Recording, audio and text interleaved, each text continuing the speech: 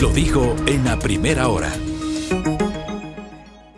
Muy bien, 7:15, gracias a la Tami Drobo que me escribe, hablando justamente de la última parte del comentario, me dice, si los derechos de las personas que residen en un país que no es de su nacionalidad no dejan de tener derechos, y otra cosa es la solicitud de visa, de visita cuando no has vivido en el país, pero si ya resides y has tenido permiso de residencia en cualquier país donde has vivido en marcos legales, tienes derecho a apelar y a defender tu aporte de residencia en el país que te niega o te renueva, ¿no? Tiene que ser sustentado con las normas y leyes que rigen las políticas a los no nacionales. Si no tienes la nacionalidad, estás sometiéndote a leyes y normas de extradición. Bueno, gracias por ese aporte. Acá hay una buena pregunta, ¿no? Que hace una de nuestros oyentes, ¿no? ¿Estarán con ayuda psicológica los papás de los 4 niños de las Malvinas? Qué buena pregunta. Qué buena pregunta. Acá Marcela Reynoso también dice, gracias por el comentario de los niños de las Malvinas y los niños atrapados en los GDOs. ¡Qué desesperanza! El apreciado Robert Frías, desde mi punto de vista el problema de la degradación de la sociedad es la falta de atención, la falta de empleo. Es fácil caer en la delincuencia cuando no tienes los recursos para llevar un plato de comida a la mesa de tu hogar.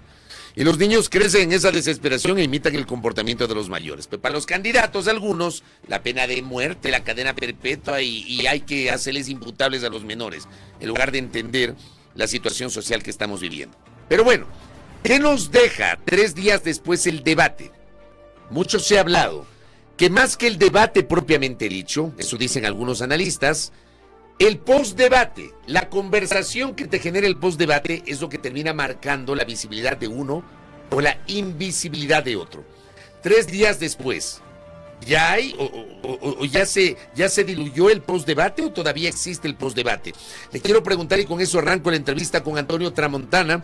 Él es consultor político, está conectado con nosotros vía telefónica desde la ciudad de Guayaquil. Un problema ahí de conectividad con la parte de internet. No nos ha permitido verlo en este momento a través del enlace Zoom, pero sí lo tenemos vía telefónica. Antonio, ¿cómo le va? Bienvenido, buenos días. Le saludamos desde Quito mi compañera Andrea Orbe y quien le habla Fabricio Vela. ¿Cómo le va? Buenos días. Muy buenos días. Bastante honrado con la invitación suya y celebro participar en la misma. Y yendo al grano, el postdebate es el que aniquila prácticamente a cualquier candidatura. Es el que en un momento dado arrastra y empuja a un candidato específicamente por su conducta y su comportamiento, por su autenticidad y su originalidad en la respuesta. Es saber en un momento dado que hay que estar bien preparado, y el equipo que asesora al candidato o al postulante tiene que tener el escenario tan claro que para, cómo y dónde sacar ventajas. Siempre lo he sostenido. El debate, cuando las personas conocen bien el campo de acción, puede traer consecuencias negativas estando primero como positivas estando último. En eso lo he dicho y lo he sostenido en muchos medios, pero se está comprobando lo que a veces uno intuitivamente y por el paso del tiempo en lo que es esto de las campañas electorales ya sabe cómo es. Pero, a ver, del debate, por ejemplo, si yo lo comparo con el más cercano, que es el de 2023, que no fue un debate entre 16, sino un debate entre 7. Y de ese debate, evidentemente, hubo unas condiciones distintas. Fue como antesala de ese debate ocurrió el asesinato de Fernando Villavicencio, lo que había pasado meses atrás con el alcalde de Manta, Agustín Intriago, la ausencia obviamente del octavo candidato justamente por este episodio, la presencia de Daniel Noboa con chaleco antibalas, en fin. Este debate tuvo varios días de posconversación porque además, Antonio, el debate se desarrolló una semana antes de las elecciones. El debate de este domingo se desarrolla, me parece, 2 semanas y medio, 3 semanas antes de las elecciones. Esto, digo, también es un elemento a tomar en cuenta como para hablar de que al día de hoy como que se ha diluido la conversación. No, a ver, la pregunta magnífica y estupenda para explicarlo. En el debate anterior hubo algo que fue el atractivo, que lo supo aprovechar el actual mandatario. Se llama, en términos técnicos, el mensaje subliminal, el chaleco. el chaleco antibalas, significaba que estábamos en guerra. Y el mejor representante de la seguridad, que era el señor Topic, que ahora entiendo que quiere imitar o ya se está haciendo productor como Steven Spielberg, pero uno tiene que ver las cosas desde el punto de vista del análisis, cuál es el punto referente. Volvamos a los dos grupos o a los dos bloques actuales. Si usted analiza el último grupo en el que estaba la candidata de la Revolución Ciudadana, al recibir los impactos que recibió en un momento determinado la curva de que viene a ser la pendiente de ascenso de Andrea González, comienza a tomar forma y comienza a vérsela diferente. ¿Por qué? Porque eran las únicas dos mujeres que iban a confrontar. Y en ese ámbito de acción venía quien era más feroz, quien tenía más agallas, quien tenía más interés. Y sucedió eso. Y eso que usted me dice hace que el ruido provocado pueda ir durante esta semana tomando mayor forma y deteniendo las justas aspiraciones de determinados candidatos que creen que en la primera vuelta pueden ganar. Ella detiene este crecimiento de los punteros. Ella para ese crecimiento, porque si usted lo analiza con la frialdad que tiene que verse de los votos nulos y blancos, y ella en un momento dado absorbiendo por efecto succión votos de todas las candidaturas, hace que se detenga mucha estrategia o mucho spot ya producido para ser pautado, porque ahora ya estamos en pauta y hay que tomar en cuenta eso. Solamente hay que saber dos cosas. Si ella lo eleva más como una tendencia, que no sabemos a dónde pueda llegar, que tal vez se convierta en una tercera vía. Yo he venido sosteniendo que para mí la tercera vía eran los votos nulos y blancos.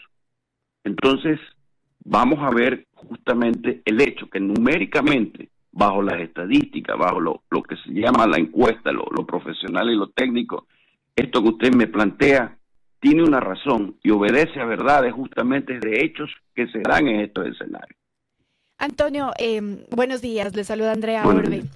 Quería preguntarle sobre lo que se dijo antes del debate presidencial. Muchos preveían que el debate podía ser un determinante para el voto de indecisos, que tiene un porcentaje bastante alto ahora mismo en el Ecuador. Y yo quiero preguntarle si es que realmente los indecisos, primero, vieron todo el debate, 4 horas de debate, y si es que realmente ha cambiado la percepción de ese voto de indecisos respecto de este debate que se dio el domingo. Tenemos un escenario evidentemente muchísimo más distinto que en el 2023, en donde mucha gente vio el debate, incluso hasta por morbo, me atrevo a decir. ¿Cómo ha sido este debate? ¿Por qué, digamos, la discusión solo se queda tal vez en este círculo rojo? A ver, la cifra que tengo es que 2,5 millones fueron la audiencia de ese debate. En ese debate entraron grupos etarios, niveles socioeconómicos, regiones y por supuesto indecisos. No todos, pero entraron. ¿Qué es lo que sucede para que podamos entender? Que un voto que antes era indeciso, que tenía la categoría de blando, ¿por qué? Porque se forza al indeciso a que diga por quién votaría, toma otra dirección. Un voto que pudo haber sido duro para cualquier candidato, toma una posición blanda y se desvía para ello. Entonces comienza a haber una migración de votos que usted lo tiene que determinar, lo tiene que cuantificar hasta dónde puede llegar esa proyección. Y, por supuesto, lo que pasa es que el ruido es de tal magnitud como que si fuera una avalancha que provoca que aquellos que no vieron el debate, aquellos que están indecisos, sepan que existe un hecho y un acontecimiento que me obliga a buscar información. Y justamente ese es el postdebate. O sea, no veo el debate, pero sé del debate, necesito saber qué pasó, y esa es la conversación postdebate. Correcto, esa es la que genera mayor ruido. Y esa conversación, le pregunto a Antonio, retomando lo que usted dijo en la primera parte de este diálogo, esa conversación estuvo marcada básicamente por el papel de Andrea González, básicamente por ese papel. Sí, por supuesto, estuvo marcada bajo ese precepto. ¿Y el resto? Y es lo que está marcando una tendencia. ¿Qué pasa con el resto, en cambio? ¿Qué pasa con Noboa? ¿Qué pasa con Luisa González? ¿Y qué pasa con el resto de candidatos? A ver, si tengo que ver a Luisa González, ¿con qué ojos lo veo? Con los ojos de lo holístico. ¿Y qué es lo holístico? El aura de ella no era muy buena en esa presentación. Esa presentación ella tenía pilas bajas, batería baja, no sé qué mismo sea, pero no estaba en su mejor performance. El mandatario, en cambio, su conducta siempre ha sido la misma, frío, estoico, pero también hay que decir lo siguiente, o sea, él no por méritos propios sale victorioso, sino por el default de los otros. Eso es clarísimo. Usted se puede imaginar que, y le pongo sobre la mesa, el mayor problema que tiene en estos momentos el mandatario es ser tildado de una presunta posible acto de corrupción o algo que haya estado chueco. ¿Cuál es ese acto? Progen. Hasta ahora sabemos en qué va a terminar Progen. Nadie preguntó sobre Progen. Nada más te lo pongo. Ni siquiera, claro, perdón, André, ni siquiera lo mencionaron tal vez en el eje de eficiencia de servicios públicos, que era el segundo. O sea, que a alguien se le ocurra interpelar al presidente por ese tema. O que en la segunda interpelación, que era sorpresiva, que está claro que no estaban preparados, no se les ocurrió el tema de Progen. Así es, ese fue el tema ausente. Ya, yo no quiero pensar que le dijeron a todo el mundo que no pregunte sobre eso. Antonio, ¿y qué pasa en Usted se ríe muy graciosamente y yo respeto esa parte. Pero es que, por Dios. Antonio, y en la parte del postdebate, ¿qué, o más bien, pudo haberle afectado a Andrea González que el lunes estuviera ausente de redes sociales? Eso es lo que muchos analistas, incluso políticos, criticaron del día del lunes, que no apareció. A ver, hay que tomar en cuenta que cuando no se aparece, quizás sea un problema. Si hablamos de redes sociales y no de medios, de que quizás el fondeo no lo tenía. Tal vez la veamos en esta semana, o sea, en un momento dado salir, pero ella va como quien dice, el viento le favorece, va viento en popa, si no me equivoco. Sí, popa, correcto. ¿Ya? Entonces, ¿tendrá de nuevo un despegue? Sí, lo tendrá. Pero alguien va a tener que, aparte, calcular bien el camino por donde debe meterse para continuar ascendiendo. Esto se vuelve complicado porque en un momento determinado la pregunta es ¿dónde cojo votos? ¿A dónde voy? ¿A dónde tengo que llegar? Y si las encuestas han sido hechas no por base a números, sino por base técnica, profesional, usted comenzó a encuestar muy bien, encuentra inteligentemente dónde están los indecisos, qué sintonizan, qué leen, a qué hora ven televisión, qué redes tienen y todo. Y ahí lo comienza a combatir, a entrar. O sea, esto no es nuevo, no es que estoy inventando la pólvora ni el agua tibia.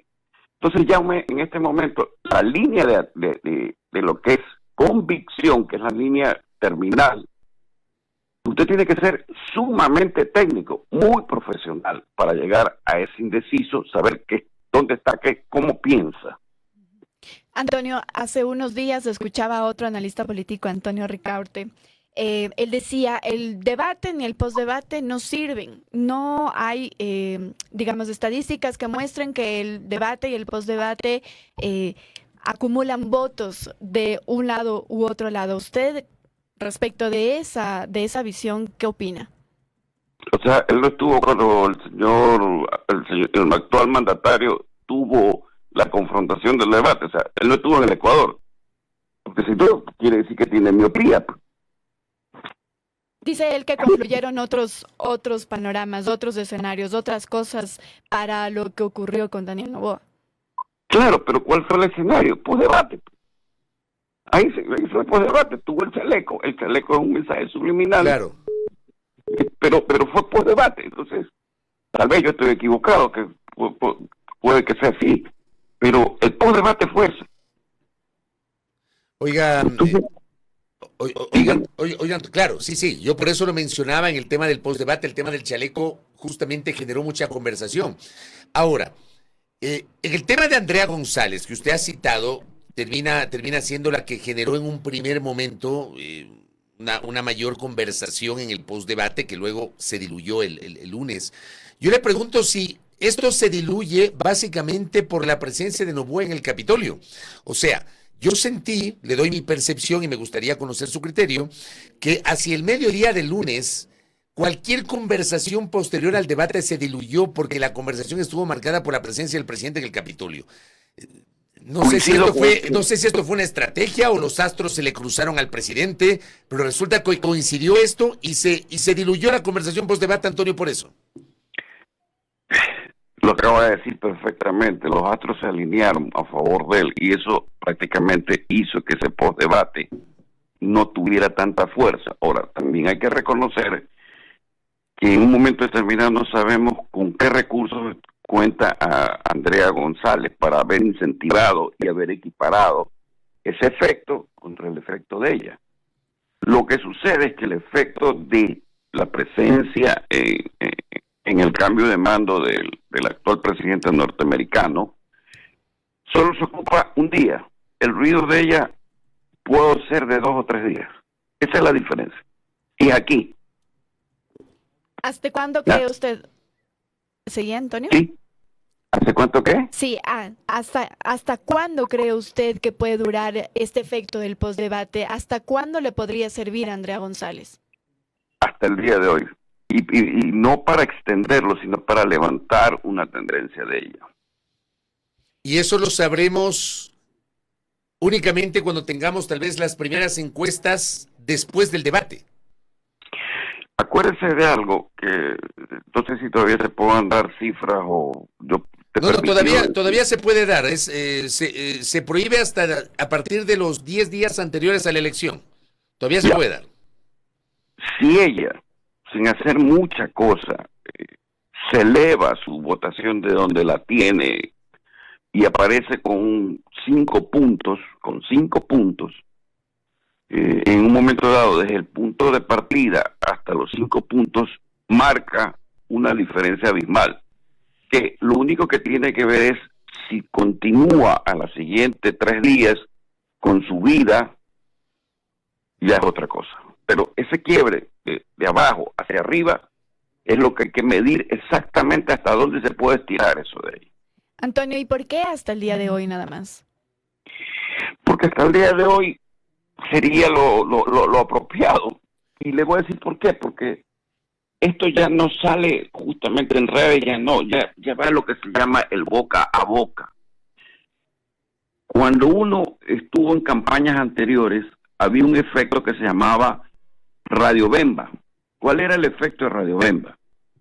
Era justamente de tener a personas que comiencen a hablar de un político en la esquina, en el barrio, en la calle, y eso generaba efecto Radio Bemba. Entonces, efecto ruido en medios cae y en redes, pero viene Radio Bemba, y ese nadie lo puede evitar, que puede ser pagado como puede ser gratuito. Uh-huh. Y ahora en adelante, y cambiando pero ya ¿qué va a pasar después de este día, no? Eso. Sí, este día es el punto de quiebre. Pero ¿qué podría pasar? Un poco lo que le decía Andrea, ya. Y después de hoy, mañana, a partir de mañana, ¿qué? A partir de mañana tienen que saber todos los estrategas de campaña y todo el equipo que está detrás de campaña qué tienen que hacer como medida para seguir ascendiendo. O sea, ya lo saben desde el día lunes. Martes entraron a diseñar nuevas líneas de conducta y de comunicación. Miércoles, instauración de todas esas medidas, jueves, viernes. Y ella tendrá que hacer lo suyo.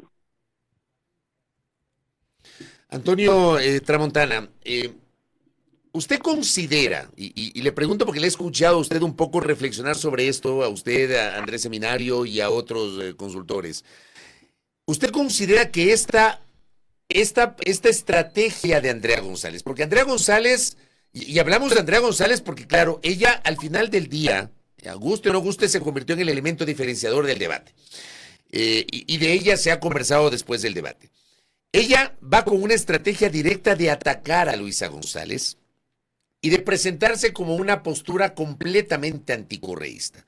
Yo le pregunto a usted si coincide con la visión de que Andrea González podría, habrá que ver, insisto, las mediciones y lo que viene en las siguientes 2 semanas, podría capitalizar el voto duro anticorreísta e incluso el voto de aquellos que probablemente querían o quieren votar por Noboa, porque no van a votar jamás por Luisa, pero se sienten desencantados por el actual presidente de la República. ¿Usted cree que Andrea González podría restarle apoyo, no a Luisa González, que tiene su base dura, sino a Daniel Noboa? ¿Usted cree que por ahí podría venir la cosa? A ver, se lo voy a explicar pedagógica y didácticamente. Con maicitos, como decimos acá, dele. Sí, porque su pregunta es muy, muy, muy interesante. Cuando existe el bacán de barrio, que existe en Costa, Sierra y Oriente, pero es el que le pega a todos, pero sucede que existe un desafiante para ese bacán de barrio. Pelea con el bacán de barrio, pero el bacán de barrio le pega y le da una paliza. Pero ¿qué sucede? Que el bacán de barrio le partieron la boca, le rompieron la nariz y la ceja le sangró. Eso es considerado bastante. ¿Sí me explico? Uh-huh. O sea, cuando usted ve algo que es grande y usted se enfrenta, sabe que lo pueden desbaratar, pero logra ese objetivo, créame que nadie se fija en que le pegó, sino que ya es débil. Y ahí está la respuesta hacia los dos punteros. O sea, y es un colateral. ¿Quién es el bacán del barrio? El bacán del barrio es Noboa. Y Luisa González. Y Luisa González, son los bacanes del barrio. Así y es. viene un tercero que sabe que va a perder, pero le mete como decimos popularmente, un quiño y le saca sangre. Eso hizo Andrea González. Correcto. ¿A quién? A la que estaba en un momento determinado, no con toda su energía. Y a Noboa. Y colateralmente lo que le envía es un mensaje al que con el cual no combatió, pero le dice, estoy lista. Claro, porque no lo ataca a Noboa, la ataca a Luisa González, pero ella emerge como la contradictora del correísmo y por ende emerge como la candidata anticorreísta. Exacto. Y surge también en un momento dado lo que no se ha tomado en cuenta, que de los punteros, sea cual esté primero o esté segundo, los 14 otros candidatos son voto anticorrea y son voto anti-Noboa. ¿Por qué son voto anticorrea? Porque son antisistema y son apolíticos. Pues. No están votando por el mandatario actual, no están votando por otro. No están votando por la Revolución Ciudadana, pero están votando por otro. Entonces, el escenario hay que saberlo marcar perfectamente y dónde debe jugar uno y con quién debe jugar.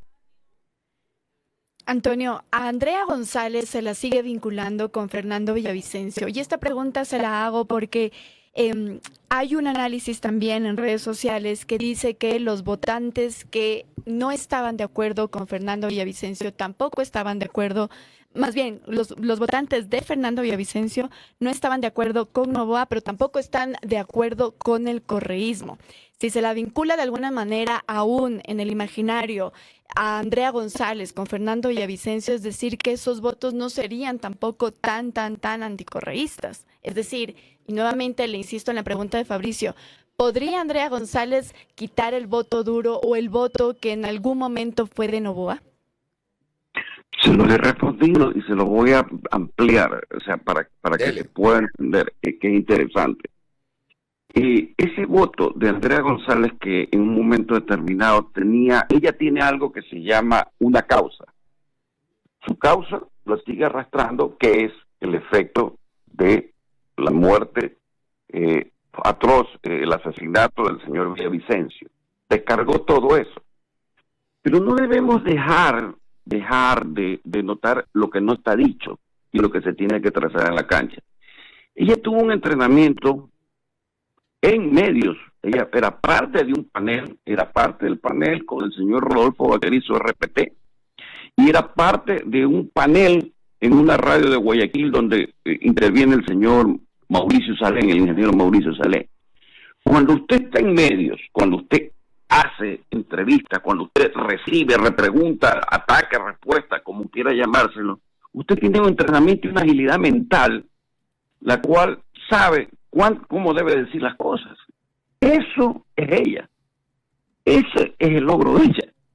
O sea, viene desde atrás con el problema muy marcado de la muerte de Fernando Villavicencio. Sí, hay que reconocerlo, pero también logra superar ciertas etapas y ciertos eventos y ciertos sucesos y ciertos hechos. Por eso es que la vemos como la vimos. Y más que nada, quien la vio mejor es Fabricio Vela, que estuvo ahí.